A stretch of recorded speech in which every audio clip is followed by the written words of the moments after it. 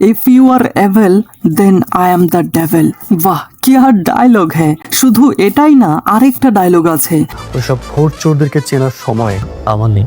वाह वाह वाह वाह क्या बात है।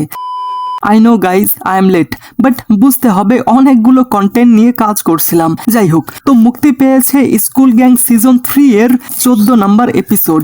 আর টান টান উত্তেজনায় শুরু হওয়া এই এপিসোড টান টান উত্তেজনার মাধ্যমেই শেষ করা হয়। তাই নাকি? কেমন ছিল 14 নম্বর এপিসোড এবং এই এপিসোডে নতুনত্ব কি আছে এটা নিয়েই কথা বলবো। এই সময় কম, শুরু করো। তো কেমন আছেন আপনি আর আপনার উনি?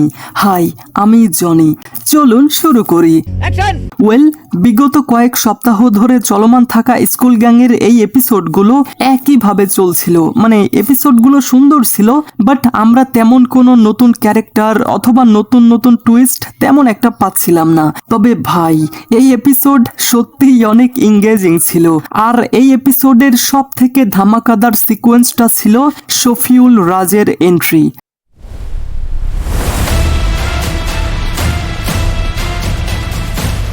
ভাই, এই বান্দা এন্ট্রি নিতেই পুরো অ্যাটেনশন তার দিকে গ্র্যাব করে নেয়। স্পেশালি থ্যাঙ্কস দিতে হয় আর্থিক সজীব ভাইয়াকে।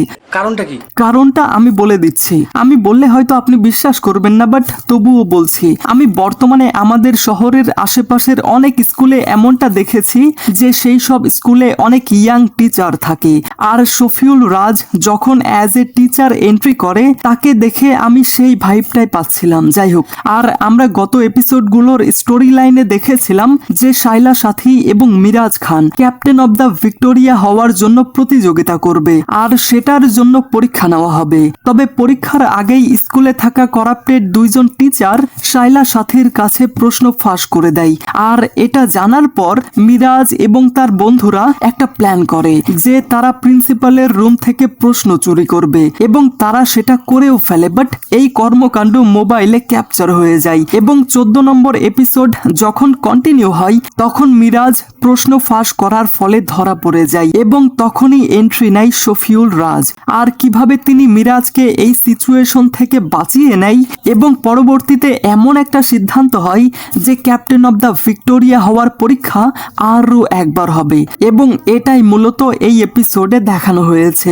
ইন্টারেস্টিং। তবে আই থিঙ্ক এই রাজের যেই ক্যারেক্টার সেটা বেশি দিন থাকবে না, বাট যতদিন থাকবে আপনাদের অনেকেরই পছন্দের ক্যারেক্টার হবে এটা। এছাড়া বাকি অ্যাক্টর বা অ্যাক্ট্রেসদের কথা যদি এখন বলি তাহলে বলবো সবাই ভালো করেছে, যেমনটা আমরা বিগত এপিসোডগুলোতে দেখে আসছিলাম। স্পেশালি বলতে হয় এই দুইজন স্যারের কথা।